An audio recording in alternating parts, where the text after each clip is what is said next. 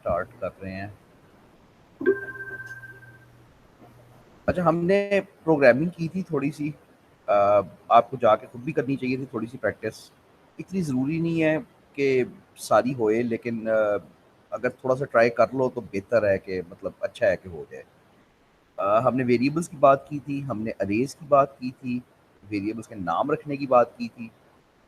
फिर एक इम्पॉर्टेंट बात थी कि असाइनमेंट जो है, जो इक्वल का निशान है प्रोग्रामिंग में, वो असाइनमेंट होता है। मतलब वो मैथ्स का इक्वल नहीं होता कि ए इज इक्वल टू बी।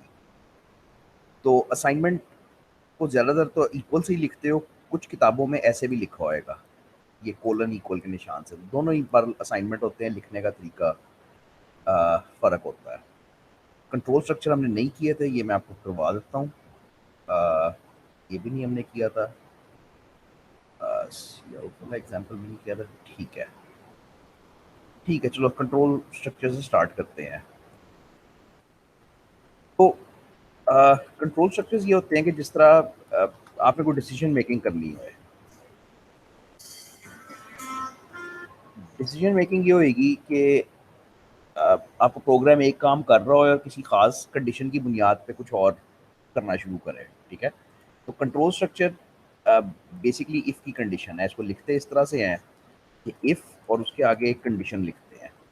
ठीक है, इसके बाद कुछ स्टेटमेंट्स होती हैं, और फिर एल्स है, और उसके बाद कुछ स्टेटमेंट्स होती हैं। ठीक है, असल बात सारी इस कंडीशन की है। ठीक है, तो ये कंडीशन जो है, ये क्या होती है? ये condition is anything which evaluates to true और false। कंडीशन के अंदर आपने कोई भी ऐसी चीज लिखनी है जिसका आंसर ट्रू या फॉल्स आता है। अच्छा, ये ज्यादातर बनती है मिलकर रिलेशनल ऑपरेटर से, usually made with relational operators.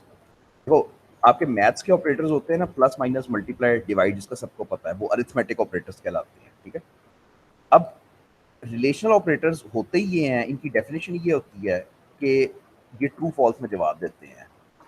यानी relational operators always produce a true false answer.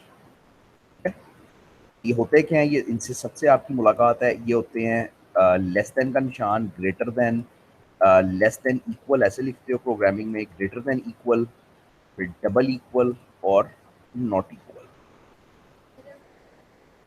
ठीक है, तो अब इनसे सबसे मुलाकात है ना। आपको पता है कि ग्रेटर देन क्या होता है, लेस देन क्या होता है, इसके पहले चार का तो सबको ही पता है ना।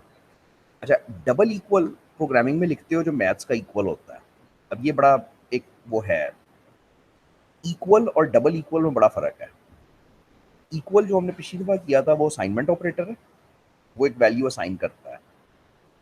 और डबल इक्वल जो है, वो चेक करता है कि क्या दोनों रकमें बराबर है या नहीं, और फिर आंसर देता है ट्रू या फॉल्स। और ये मैथ्स का नॉट इक्वल है, जो आप मैथ्स में नॉट इक्वल लिखते हो ना, ये वो है। ठीक है,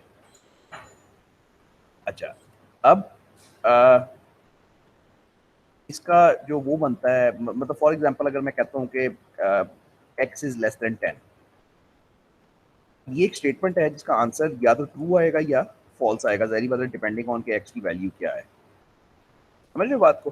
तो जब भी ये ऑपरेटर्स इस्तेमाल करते हो, तुम्हें आंसर ट्रू या फॉल्स मिलता है। ठीक है, फॉर एग्जांपल मैं कहता हूँ 5 = 10, आंसर डेफिनेटली फॉल्स आएगा। ये बारीक बात है, याद रखना कि इक्वल कंप्लीटली कुछ और कर रहा है, और डबल इक्वल कंप्लीटली कुछ और कर रहा है। ठीक है, डबल इक्वल उसको कंपैरिजन को चेक कर रहा है, और सिंगल इक्वल जो है वो असाइनमेंट कर रहा है।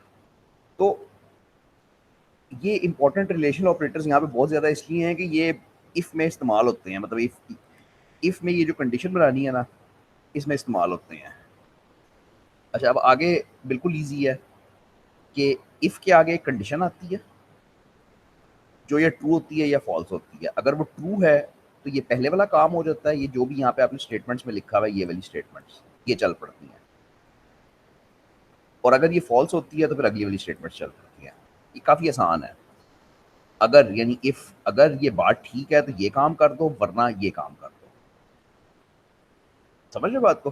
तो इफ इस तरह से चलता है कि कोई एक इनमें से कोई एक काम हो जाता है, ठीक है। फॉर एग्जाम्पल एक छोटा सा एग्जाम्पल करते हैं। मैं कहता हूँ कि x इज इक्वल टू 10। ये मैंने एक वेरिएबल बना लिया, बल्कि इंट x कहना चाहिए ना, int x is equal to 10। अब मैं कहता हूँ कि if x is less than 10 या इज लेस देन 1 कह लो, तो सी आउट कर दो हेलो, और एल्स में मैं कहता हूँ कि सी आउट कर दो बाय। अब जब मेरा प्रोग्राम चलता हुआ इस लाइन पे आता है तो वो x की वैल्यू 10 असाइन कर देता है। ये हमने पिछली बार बात की थी। अगली लाइन पे आके वो फैसला करता है। इस इफ पे जब भी आता है अपने आप से ये पूछा करो कि ये ट्रू है या फॉल्स है, जो भी लिखा हुआ है, जो भी आगे लिखा हुआ है उसको कंडीशन होती है। आप फैसला करोगे ट्रू है या फॉल्स है, तो जाहिर बात है फॉल्स है। x लेस देन 1 तो नहीं है, x की वैल्यू तो 10 है। तो अगर फॉल्स होता है तो एल्स वाला काम हो जाता है, और अगर ट्रू होता है तो जो ऊपर जो भी लिखा होता है वो होता है। यानी ये चीज चलाओगे, इतना सा कोड चलाओगे तो ये तुम्हें आउटपुट देगा बाय की।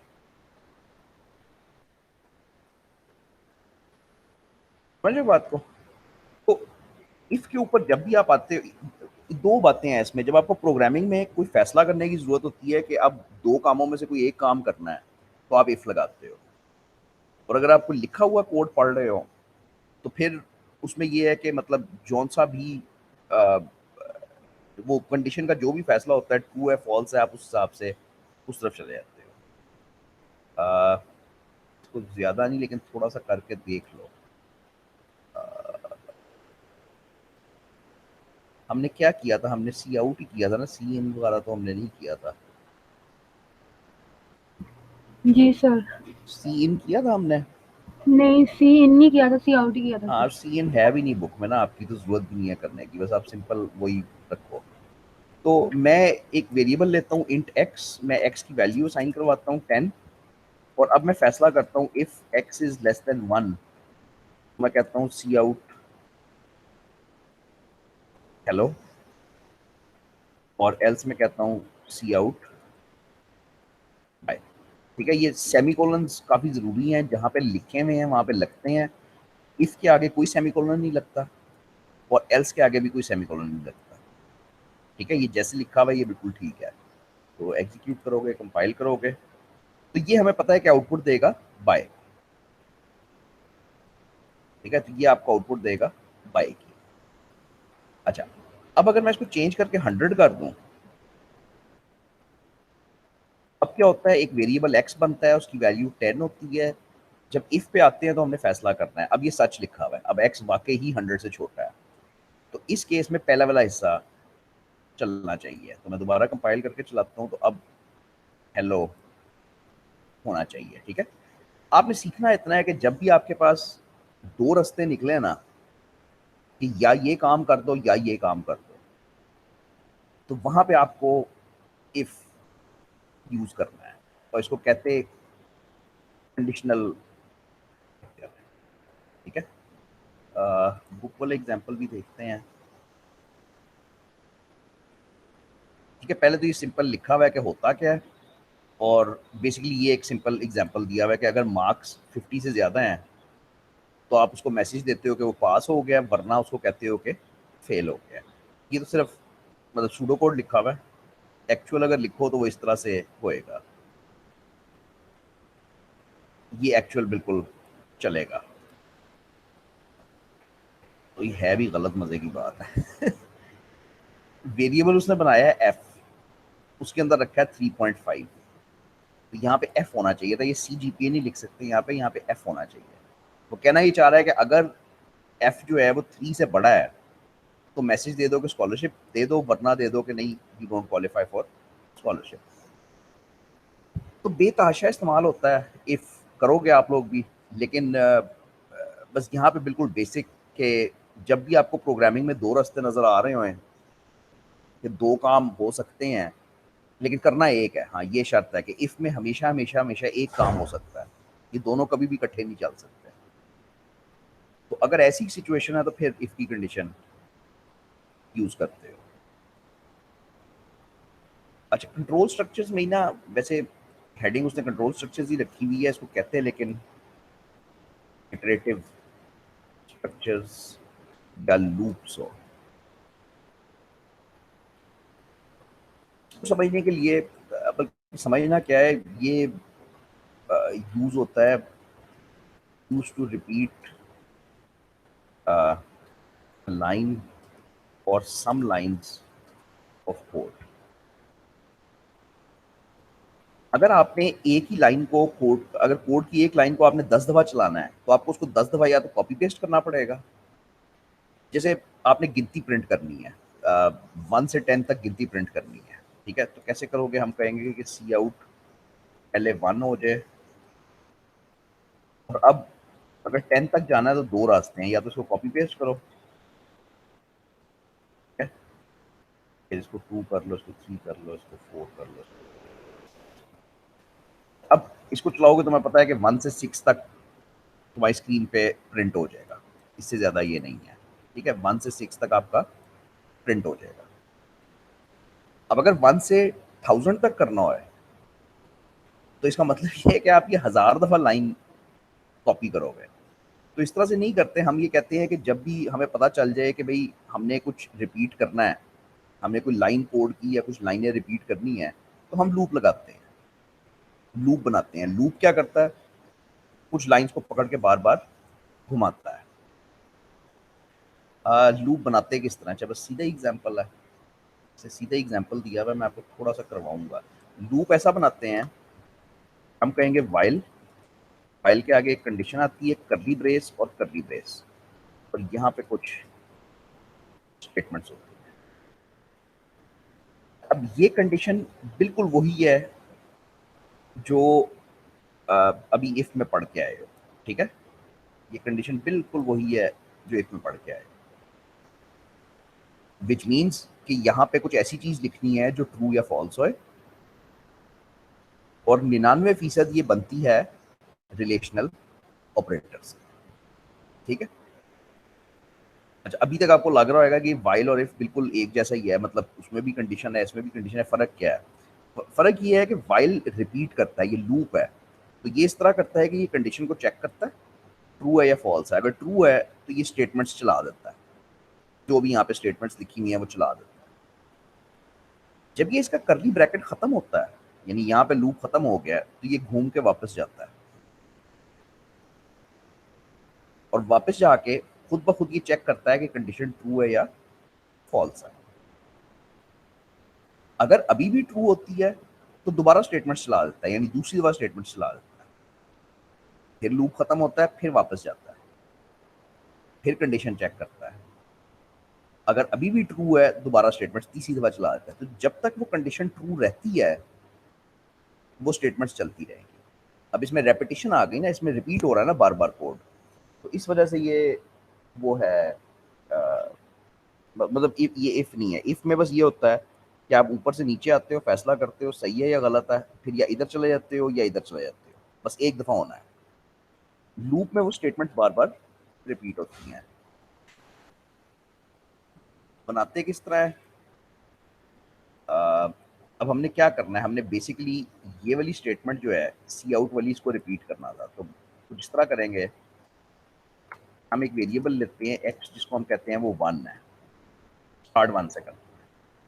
अब मैं कहता हूँ while x is less than equal to 6, क्योंकि मुझे 6 तक जाना है ना, 1 से लेकर 6 तक जाना है, ब्रेस लगाओ।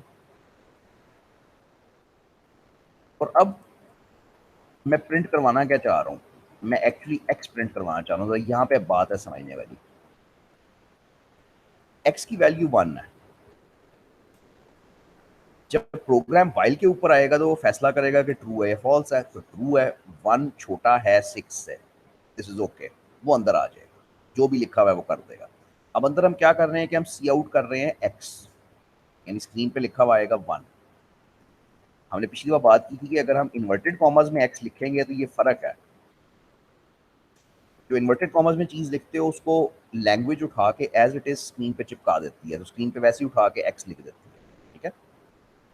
तो अगर आप इन्वर्टेड कॉमर्स के बगैर लिखोगे तो दैट मीन्स कि वो आ, उसकी वैल्यू प्रिंट करो, यानी यहाँ पे 1 वो प्रिंट करेगा।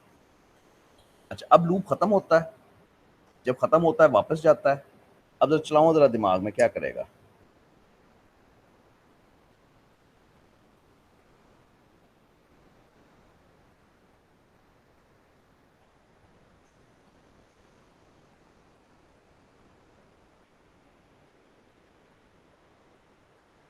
भाई वाइल कैसे चलता है, वाइल की कंडीशन का फैसला होता है, अगर ट्रू है तो अंदर आ जाता है और उसके बाद दोबारा घूम के वापस जाता है। ये इस तरीके से चलता है।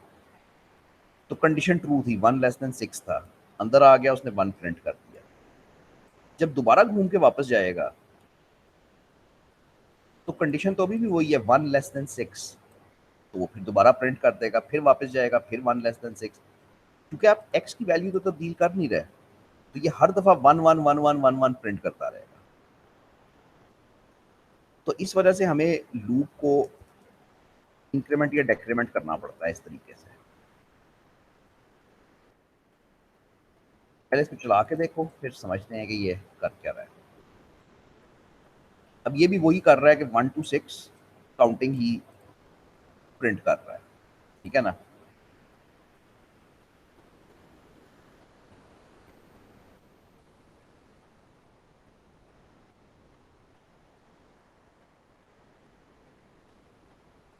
अच्छा जी, इनको लिख के चलाना समझ आती है ज्यादा। तो जब फर्स्ट टाइम चलाते हो तो ये है 1<6, ऐसे ही है ना, 1<6 तो हम कहते हैं कि ये ट्रू है, और ट्रू है तो वो चल पड़ता है, ठीक है, वेरी गुड। वो चल के क्या करता है, वो सी आउट कर देता है 1, यानी स्क्रीन पे लिखा हुआ आ जाएगा 1। उसके बाद हम एक्स की वैल्यू तब्दील करते हैं। एक्स की वैल्यू 1 थी, अब वो 1 + 1 2 हो गई, तो एक्स की नई वैल्यू हो गई 2। अब जब वो घूम के वापस जाएगा तो वो चेक करेगा कि क्या 2<= 6 है, तो हाँ अभी भी ट्रू है, वाकई < 6 है, दोबारा चला देगा, यानी स्क्रीन पे दोबारा 2 लिख देगा। उसके बाद फिर एक्स की वैल्यू को 1 बढ़ाएगा, फिर यही काम करेगा, फिर कंडीशन चेक करेगा, 3<= 6 है, हाँ जी ट्रू है। तो अब यहाँ से समझ आ जानी चाहिए कि वो 6 दफा चलेगा, यानी वो 1 पे, 2 पे, 3 पे, 4 पे चलेगा, 5 6 पे चलेगा। जब 7 होएगा तो ज़ाहिर बात है वो नहीं चलेगा। ठीक है, मुश्किल काम है भाई। हाँ जी, मुश्किल है थोड़ा, लेकिन थोड़ा इतना थोड़ा। भी, हाँ इतना भी नहीं, लेकिन वो एक्चुअली ये मुश्किल है, लेकिन आपने इसकी डिटेल नहीं करनी, इसलिए यू आर ओके। लूप में मैं आपको 3 4 चीज़ें बता दूं। लूप में 3 4 चीज़ें लाजमी होती हैं। वो एक तो ये होती है जो लूप के बाहर होती है, एक ये होती है, और एक ये होती है। कोई भी लूप बनाओ तो ये 3 4 चीज़ें हमेशा हो रही होंगी। इसको इनिशियलाइजेशन कहते हो, और ये लूप से पहले होती है, विच मीन कि तुम कोई वेरिएबल पकड़ के उसको कोई वैल्यू देते हो, ये इनिशियलाइजेशन है। ठीक है, ये कंडीशन होती है, ये तो होनी होनी है, इसके बगैर तो काम ही नहीं चलना जो वो है। और ज़्यादातर आपको इंक्रीमेंट या डेक्रीमेंट भी मिलेगा। इंक्रीमेंट कहते हैं वैल्यू को बढ़ाने को, और डेक्रीमेंट कहते हैं वैल्यू को कम करने को। तो ये वाली जो लाइन है ना, ये भी आपको ज़्यादातर मिलेगी। आप प्रैक्टिस करनी हो है, या अभी करना चाहो अभी कर लो, तो ये करो कि बेसिकली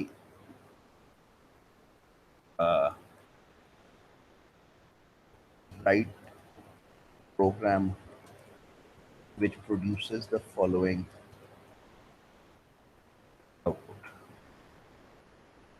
आपने करना ये है कि मैं जब आपका प्रोग्राम चलाऊं तो वो ये प्रिंट करे।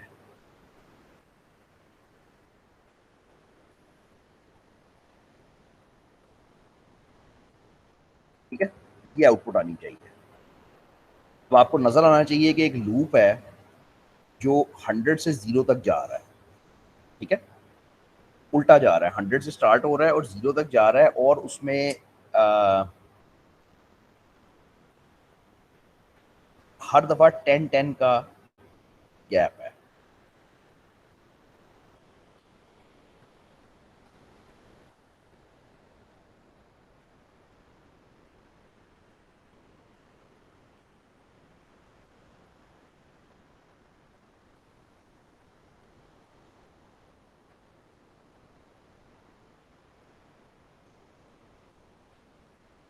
हाँ जी, करना है, ट्राई तो करो। Okay sir.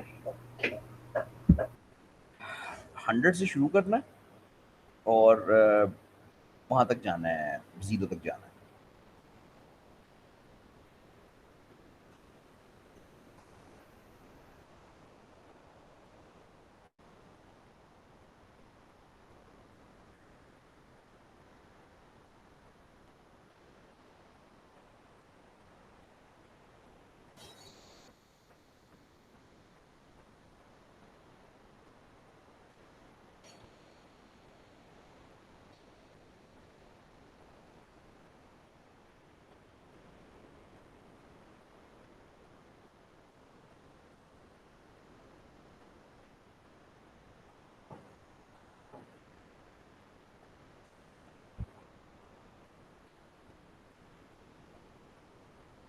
अच्छा भाई, 100 से शुरू करना है तो एक वेरिएबल ले लो जिसकी वैल्यू दे दो 100, यानी इनिशियलाइजेशन 100 पे कर दो।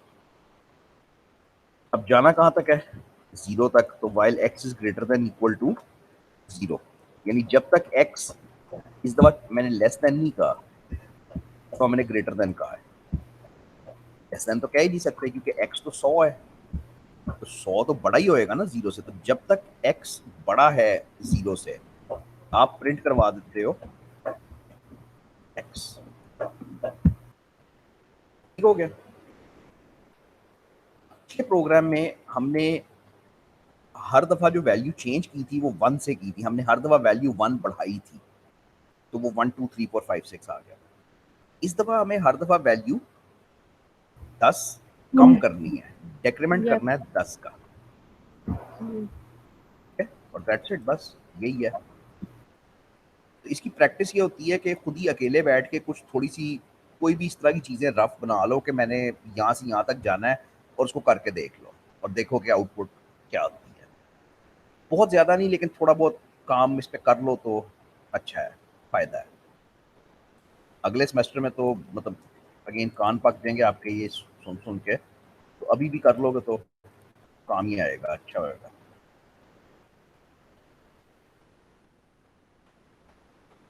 तो भाई ये थे कंडीशनल, सॉरी ये थे स्ट्रक्चर्स जिसमें ये लूप्स थे और पीछे कंडीशंस थी। 3-4 चीज़ें आपने बेसिकली पढ़नी है। अरिथमेटिक ऑपरेटर्स जो प्लस माइनस मल्टीप्लाई डिवाइड थे, relational operators less than greater than ये वाले, और इनमें खास बात ये है कि ये ट्रू फॉल्स आंसर देते हैं। उसके बाद असाइनमेंट क्या होती है, इफ की कंडीशन यानी कंट्रोल स्ट्रक्चर क्या होता है इफ का, और आइटरेटिव यानी लूप क्या होता है, क्यों इस्तेमाल करते हैं, बस थोड़ा सा पता होना चाहिए किस तरह से इस्तेमाल करते हैं, ज़्यादा नहीं। अच्छा भाई, कुछ पूछना चाहते हो, कुछ करना चाहते हो, या ठीक है चलूँ आगे? ये नहीं भी समझ आई ना तो इसको बर्दाश्त कर लो, क्योंकि ये अब क्या करेंगे, मतलब ये ऐसे ही है। अच्छा जी, हेडिंग पढ़ो, क्या समझ आई? कॉन्करेंट का मतलब जानते हो? कॉन्करेंट लफ्ज का मतलब होता है एट द सेम टाइम, यानी दो चीजें जो इकट्ठी चल रही हैं वो कॉन्करेंट होता है। ठीक है, इस वक्त अगर तुम चाय पी रहे हो और क्लास ले रहे हो तो तुम दो कॉन्करेंट काम कर रहे हो, क्योंकि दोनों काम तुम इकट्ठे कर रहे हो। This is concurrent. तो हेडिंग है प्रोग्रामिंग कॉन्करेंट एक्टिविटीज, ये बड़ी इंटरेस्टिंग हेडिंग है। ये है कि पता नहीं तुम्हें समझ आई है, यानी कि जब भी तुम प्रोग्रामिंग करते हो तो प्रोग्रामिंग इस तरह से चलती है कि सीपीयू आपका गुलाम है और आपने जो इंस्ट्रक्शन लिखी हुई है वो इंस्ट्रक्शन चलाता है। पहले वो ये वाली इंस्ट्रक्शन कंप्लीट चलाएगा, चलाने के बाद जब फारिग हो जाएगा फिर अगली चलाएगा, फिर जब फारिग हो जाएगा फिर अगली चलाएगा। तो प्रोग्रामिंग में कॉन्करेंसी का कॉन्सेप्ट नहीं है इतना ज़्यादा। मतलब प्रोग्रामिंग तो सीक्वेंशियल है, एक चीज़ सीक्वेंशियल होती है जो तरतीब से ऊपर से नीचे तक चलती है, और एक कॉन्करेंट होती है जो इकट्ठी चलती है। तो प्रोग्रामिंग सीक्वेंशियल है, वो एक के बाद एक के बाद एक के बाद एक इंस्ट्रक्शन चलाती है, इकट्ठी नहीं चला सकती। तो अगर आपको कॉन्करेंट प्रोग्रामिंग के अंदर कॉन्करेंसी लानी है, यानी उसको इकट्ठा एग्जीक्यूट करवाना है किसी तरीके से, तो उसको पैरेलल प्रोसेसिंग कहते हैं। ठीक है, और ये सिर्फ और सिर्फ उस वक्त हो सकती है जब आपके पास एक से ज़्यादा सीपीयू लगे हुए हैं। यार इस टॉपिक में जो बात एक्चुअली याद रखने वाली है ना, वो ये है कि CPU can only execute one statement at a time. CPU को 10-12 चीजें इकट्ठी कर ही नहीं सकता। आप कंप्यूटर साइंस को जितना मर्जी आगे ले जाओ, जितना मर्जी एडवांस कर दो, वो नहीं कर सकता। उसका आर्किटेक्चर ही ऐसा नहीं है, वो सपोर्ट ही नहीं करेगा। It can execute one statement at a time. अगर आपने कॉन्करेंट प्रोग्रामिंग करनी है, विच मीन्स के execute multiple statements at the same time, ये कॉन्करेंसी का मतलब होता है ना। तो अगर आपने ये करनी है तो this is only possible if you have multiple CPU. अगर आपके पास एक से ज्यादा सीपीयू, अगर आपके पास 10 सीपीयू हैं, तो उनके ऊपर वाकई 10 स्टेटमेंट्स इकट्ठी चल सकती हैं, क्योंकि हर एक एक चला रहा होगा, और ये कॉन्करेंसी होती है। ठीक है, कि एक ही टाइम पे वो हो, लेकिन किसी के पास भी नहीं होते। आपके पास एक सीपीयू लगा हुआ है, तो मतलब कॉन्करेंट प्रोसेसिंग ये होती है। और एक्चुअली विंडोज करने की कोशिश कर ली होती है, लेकिन नहीं कर पाती। अब पिछले 8-10 सालों में कोर ये जो इंटेल के कोर के सीपीयूज आए हैं, ये जो core i7, core i3, core i5 हैं, इनके पीछे मोटिवेशन यही है। कोर i7 ये है कि सीपीयू तो एक ही है, उस एक सीपीयू को उन्होंने 7 हिस्सों में तकसीम कर दिया, 7 कोर्स में तकसीम कर दिया। सीपीयू एक ही है, उसको 7 कोर्स में तकसीम कर दिया। और मोटिवेशन ये है कि हर कोर के ऊपर अलग-अलग इंस्ट्रक्शन चलेगी। लेकिन ये सही नहीं है। ये मतलब एक मतलब ठीक है, कोशिश तो है, लेकिन ये ट्रू एक्चुअल कॉन्करेंट प्रोसेसिंग नहीं है ये। क्योंकि एक्चुअल कॉन्करेंट प्रोसेसिंग के लिए तुम्हें 7 सीपीयू चाहिए होते हैं, उसके अलावा कोई रास्ता ही नहीं है। 7 डिफरेंट सीपीयूज पे 7 इंस्ट्रक्शंस चलें, ये समझ आता है। अगर इसमें इंटरेस्ट हो टॉपिक में, तो ये सोच के देखना कि ये विंडोज जो तुम चला रहे हो, इसमें कुछ 10-12 चीज़ें इकट्ठी चल रही होती हैं। ये एक्रोबैट रीडर खुला हुआ है, ये सी प्लस प्लस खुला हुआ है, ये पेंट खुला हुआ है, ये सारे प्रोग्राम्स इकट्ठे ही चल रहे हैं। तो ये कैसे हो रहा है कि इकट्ठे ही चल रहे हैं? तुम्हारे पास सीपीयू तो एक लगा हुआ है, तुम्हारे फोन में या तुम्हारे लैपटॉप में एक सीपीयू है, दो तो नहीं लगे हुए ना। तो ये कैसे हो सकता है कि सारा कुछ इकट्ठा चल रहा है? तो ये एक्चुअली नहीं हो सकता, और ना ये हो रहा है। तो ये विंडोज किस तरीके से कर रही है, ये मतलब वो कॉन्टेक्स्ट स्विचिंग, शेड्यूलिंग, डिस्पैचिंग, काफी मजेदार चीज है कि कैसे कर रही है। तो लेकिन बहरहाल हकीकत ये है कि ये नहीं हो रहा, ये धोखा है। विंडोज बड़ी तेजी से स्विच कर रही है तमाम प्रोग्राम्स के दरमियान में, और आपको पता नहीं चलने दे रही। ये हकीकत है। ट्रू मल्टी प्रोग्रामिंग उसी वक्त हो सकती है जब आपके पास मल्टीपल सीपीयूज लगे हैं, जो वो सुपर कंप्यूटर्स और इस तरह का कॉन्सेप्ट है। अब हम इसमें क्या करना चाहते हैं? अच्छा, ठीक है, इसमें हम ये करना चाहते हैं, ये बड़ा अच्छा यार डायग्राम है, काफ़ी अच्छा डायग्राम है। सीक्वेंशियल प्रोग्रामिंग ये होती है कि अगर आप एक प्रोग्राम चला रहे हो, तो वो ऊपर से नीचे तक आहिस्ता आहिस्ता आहिस्ता आहिस्ता ऊपर से नीचे तक चलता रहेगा, कभी भी इकट्ठा नहीं चलेगा। अब प्रोग्रामिंग में ये होता है कई दफ़ा कि आपका प्रोग्राम जो है वो किसी और कोड को कॉल करता है। इसको कॉलिंग का फंक्शन कहते हैं, कि कोई और फंक्शन लिखा हुआ है, उसको कॉल करता है। हमने थोड़ा सा ये पढ़ा था ना कि फंक्शनल पैराडाइम में ये होता है कि हम अपने प्रोग्राम के छोटे छोटे हिस्से कर देते हैं, उन हिस्सों को फंक्शंस कहते हैं। फिर जब किसी फंक्शन की जरूरत पड़ती है, हम उसको कॉल कर लेते हैं। ठीक है, तो नॉर्मली ये होता है कि जब तुम फंक्शन को कॉल करते हो, तो फिर तुम्हारा असल प्रोग्राम जो चल रहा होता है वो रुक जाता है, वो वहीं पे स्टॉप हो जाता है, और फिर फंक्शन चलता है, और फंक्शन चलने के बाद फिर खत्म होता है। फिर मतलब सॉरी, फिर तुम वापस आते हो और फिर तुम्हारा असल प्रोग्राम चलना शुरू होता है। लेकिन अगर तुम्हारे पास 2 सीपीयूज लगे हुए हैं, तो तुम ये बिल्कुल कर सकते हो कि तुम फंक्शन कॉल करो, फंक्शन अपने सीपीयू पे चलता जाएगा, और मेन प्रोग्राम जो असल प्रोग्राम है वो अपने सीपीयू पे चलता जाएगा। इसमें जो लफ्ज़ आपको चाहिए हैं, बस आपको डेफिनेशन ही करवाई हुई हैं। चलो करते हैं। तो इसमें जो लफ्ज़ आपको चाहिए हैं वो ये है कि ये सारी गेम ऑपरेटिंग सिस्टम की है। Operating system runs processes, not programs. Program तुम्हारी हार्ड डिस्क पे पड़ा होता है, प्रोग्राम एक डेड चीज होती है जो डिस्क पे पड़ी होती है। विंडोज जब चलाती है तो विंडोज उसको प्रोसेस का नाम देती है, ठीक है। तुम अगर टास्क मैनेजर में जाओ तो ये पहली टैब प्रोसेस नाम की है, प्रोग्राम नहीं है। तो ये तमाम प्रोसेसेस विंडोज इस वक्त चला रही है। इस एक ही टाइम पे विंडोज पता नहीं कुछ 100-200 प्रोसेस चला रही होती है कम से कम। लिखा हुआ नहीं आता, लिखा हुआ नहीं आता, लेकिन इसको 100-200 के करीब होते हैं। अब मैं तुम्हें ये कह रहा हूँ कि सीपीयू एक वक्त में सिर्फ एक काम कर सकता है, तो ये कैसे हो सकता है कि इतने सारे प्रोसेस इकट्ठे चल रहे हैं, ठीक है ना। ये रन्स मैनी प्रोसेसेस कह रहा हूँ। प्रोसेसेस होते क्या हैं, प्रोग्राम्स ही होते हैं, लेकिन ऑपरेटिंग सिस्टम की इस्तेलाह में उसको प्रोसेसेस कहते हो। इट्स एक्चुअली अगर डेफिनेशन चाहिए तो it is a program in execution. जब एक प्रोग्राम रन हो रहा होता है तो उसको आप प्रोसेस कहते हैं। अच्छा जी, but we only have one CPU. ये प्रोसेसेस आपको टास्क मैनेजर में नजर आ रहे हैं तो जाहिर बात है ये रन तो हो रहे हैं। तो आपके पास लगा हुआ है एक सीपीयू, थी सारे इकट्ठे कैसे रन हो रहे हैं? तो इसका आंसर ये है कि these are not actually running at the same time. OS is making switch to each process. Operating system literally ये कर रहा है कि मतलब एक इमेजिन करने के लिए ये करो कि आधे सेकंड के लिए एक प्रोग्राम चलाता है, फिर आधे सेकंड के लिए दूसरा, फिर आधे सेकंड के लिए तीसरा, फिर आधे सेकंड के लिए चौथा, और वो बड़ी तेजी से स्विचिंग कर रहा होता है। इतनी तेजी से स्विचिंग कर रहा होता है कि आपको कभी नहीं लगता कि आपका प्रोग्राम इस वक्त रुका हुआ है या चल रहा है। मतलब आपको हमेशा लगता है कि आपका प्रोग्राम चल रहा है, तो लेकिन एक्चुअली ये गेम ऑपरेटिंग सिस्टम खेल रहा है। तो this is called multi processing, के एक से ज़्यादा प्रोसेसेस इकट्ठे कैसे वो मैनेज कर रहा है, ठीक है। ये बहुत एडवांस टॉपिक है कि एक्चुअली वो ये काम कर कैसे रहा है, ठीक है। तो आगे जाके कहीं पढ़ोगे, इस वक्त नहीं।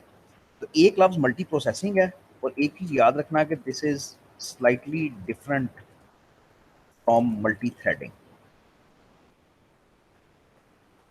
दो लफ्ज़ कंप्यूटर साइंस में तकरीबन इकट्ठे यूज हो जाते हैं, मल्टी प्रोसेसिंग और multi threading, even multi tasking भी, ठीक है। थ्रेडिंग कुछ और है। थ्रेडिंग ये है कि thread is a part of a program. Thread is a small part of a program, या बेहतर वर्ड है कि प्रोसेस। प्रोसेस बजाते खुद एक प्रोग्राम है जो चल रहा है। एग्जाम्पल ले लो, फॉर एग्जाम्पल ये मैं माइक्रोसॉफ्ट वर्ड पे क्लिक करता हूँ, तो माइक्रोसॉफ्ट वर्ड एक प्रोग्राम था ना जो मेरी डिस्क पे पड़ा हुआ था।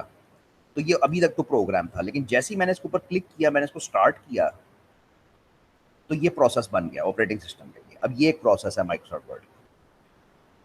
अब इसके अंदर 10 पीसेस ऑफ कोड होंगे, जो मतलब पूरा माइक्रोसॉफ्ट वर्ड का जो कोड लिखा होएगा वो डिफरेंट हिस्सों में लिखा होएगा। उन हिस्सों को थ्रेड्स बोलते हैं, ठीक है। तो मल्टी थ्रेडिंग का कॉन्सेप्ट ये है कि आप एक प्रोग्राम के डिफरेंट हिस्से इकट्ठे चला दो, ये मल्टी थ्रेडिंग है। और मल्टी प्रोसेसिंग ये है कि आप मल्टीपल प्रोग्राम्स, एक से ज्यादा प्रोग्राम्स इकट्ठे चला दो। तो मल्टी थ्रेडिंग क्या होएगी? Multi threading is executing parts of a process at the same time। यानी डिफरेंट प्रोसेस नहीं चलाने इकट्ठे, एक ही प्रोग्राम के डिफरेंट हिस्से इकट्ठे चला दो, ये मल्टी थ्रेडिंग है। और मल्टी प्रोसेसिंग ये है कि डिफरेंट प्रोग्राम्स इकट्ठे चला दो। सही तौर पे जो इनको इस्तेमाल करते, ये मैं और आप नहीं कर रहे होते हैं ना, मतलब ये खुद बहुत पीछे बिहाइंड द सीन्स हो रहा होता है। अगर आपको ट्रू कॉन्करेंट प्रोग्रामिंग चाहिए, ट्रू कॉन्करेंट एग्जीक्यूशन चाहिए, तो इसका एक ही रास्ता है, यू नीड मैनी सीपीयूज। और ये कॉन्सेप्ट होता है सुपर कंप्यूटर्स का। सुपर कंप्यूटर्स जो दुनिया में हैं, वो कोई ऐसा नहीं है कि उनमें कोई बहुत कुछ पता नहीं कोई नई नस्ल का सीपीयू लगा हुआ है। उनके अंदर यही कोर i7 i5 जो हम इस्तेमाल कर रहे हैं आम जिंदगी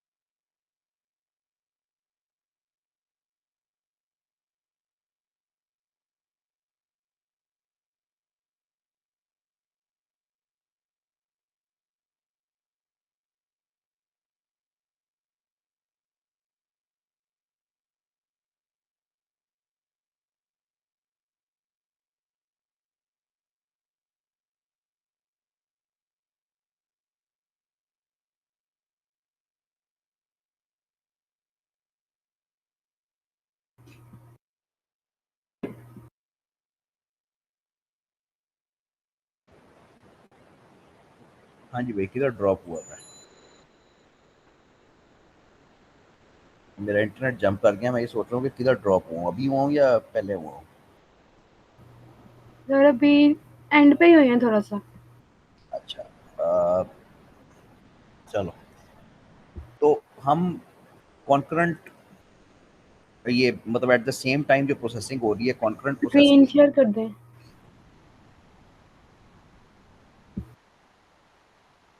ओके, सॉरी, एक सेकंड।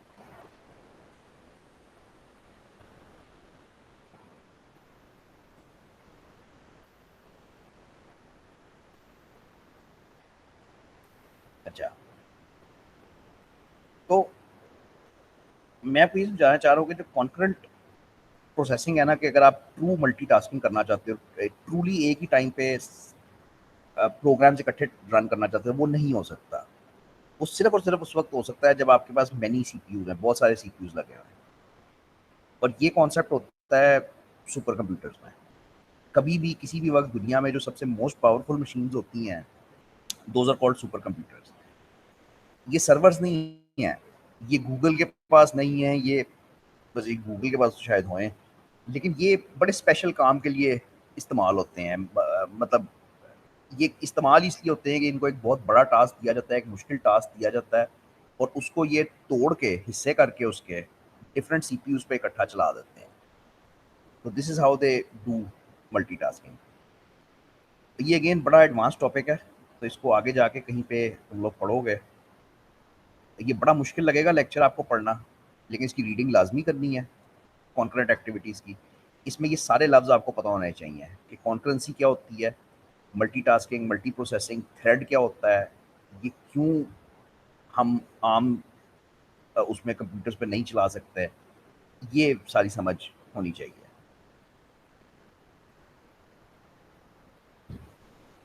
ये खिचड़ी पकाई हुई है इसने। अच्छा, अब ये अरिथमेटिक ऑपरेटर्स करवाना चाह रहा है, जो मेरे ख्याल में तो हम कर चुके हैं। फिर ये रिलेशनल ऑपरेटर्स करवाना चाह रहा है, जो मैंने आपको बता दिए हैं, लेस देन, ग्रेटर देन, और वो इक्वल होता है, ट्रू फॉल्स, वो सारा। इफ की कंडीशन का एग्जांपल हमने कर लिया है।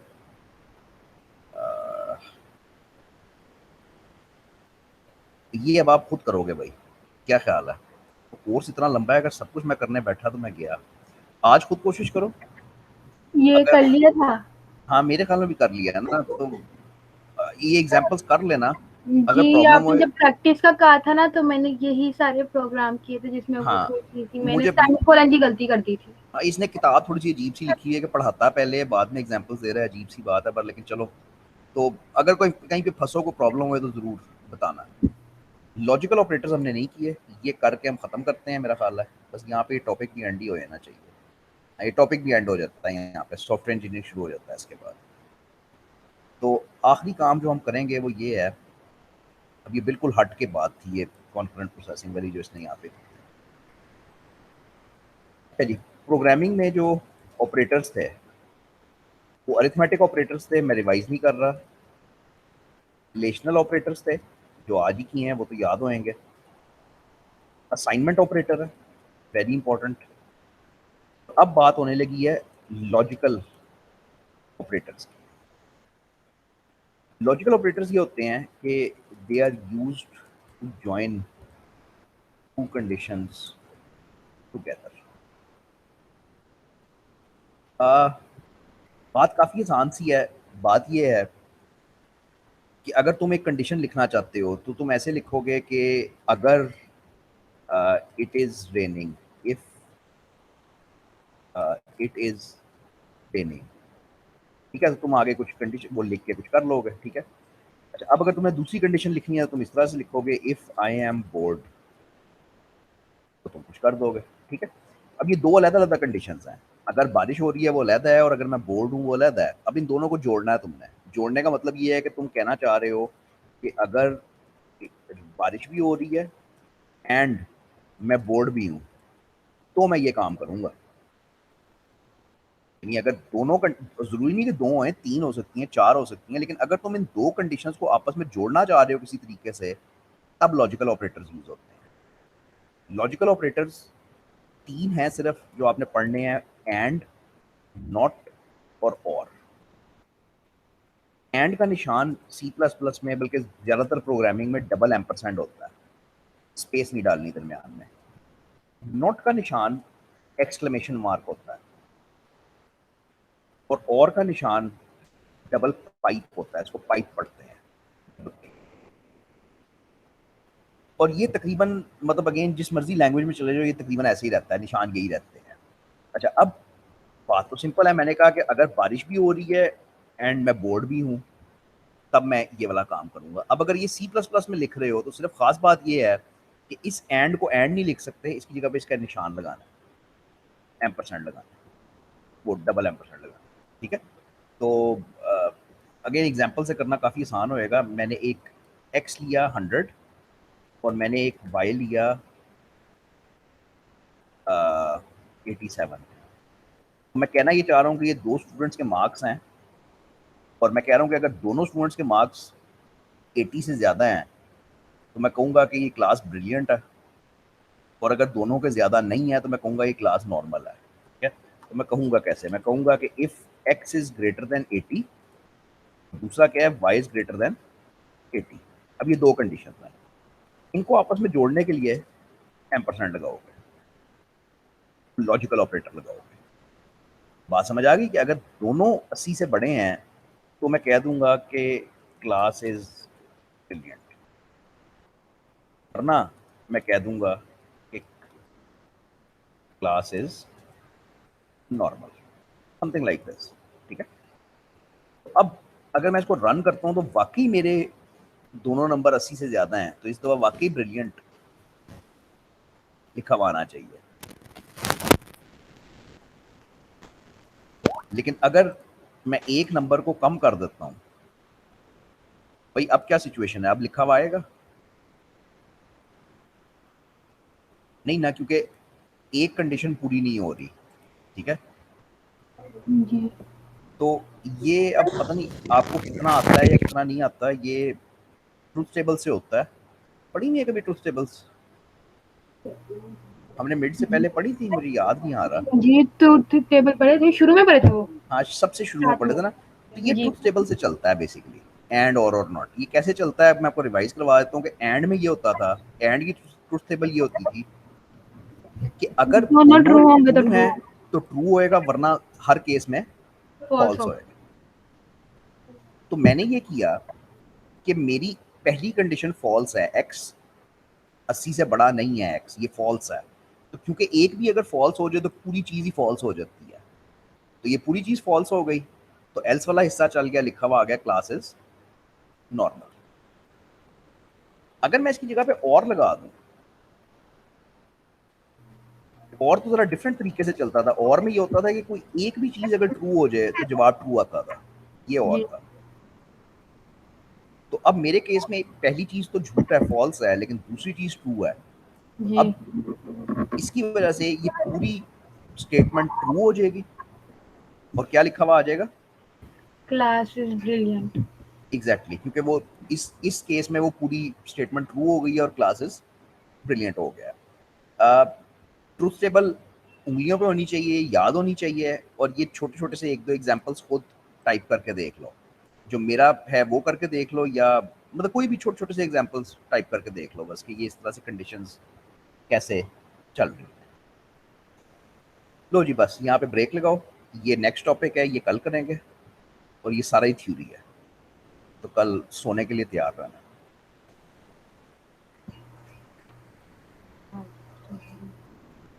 ठीक है, मुझे दो बस लिटरली 2-3 मिनट